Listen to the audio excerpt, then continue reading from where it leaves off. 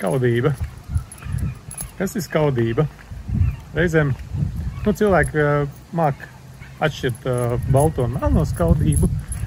Baltā būtu tad, kad tu gribētu būt tāds pats kā cits cilvēks, ko tu redzi. Melnā skaudība ir tad, kad tu gribētu, lai tam cilvēkam,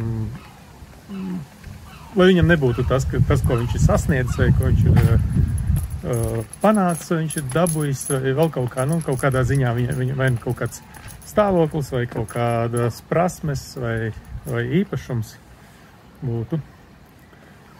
Ir vēl trešais līmenis. Apbrīnošana. Tas viss ir no vienas tēmas. Un ieteiktu pašiem pavērot, kad jums rodās skaudība par kādu cilvēku vai apbrīnošana. Tie vienkārši 3 dažādi līmeņi atkarībā no tā, cik jūs esat atvērts cilvēkiem.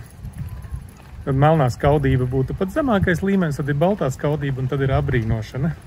Bet jebkurā gadījumā, lai vai kura no šīm te būtu, no šiem variantiem, ieteiktu pašiem padomāt, kāpēc jums tas izraisa kaut kādas jūtas.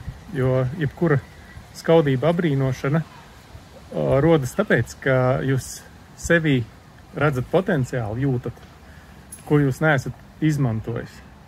Tanī brīdī, kad jūs tādu vai ļoti līdzīgu potenciālu, ko jūs redzat un apskaužat vai apbrīnojat, ja jūs viņu būsiet izmantojis un sevī attīstījis, tad vairs apbrīnošana varētu palikt vai drīzāk viņi varētu nomainīties ar prieku par cilvēka sekmēm.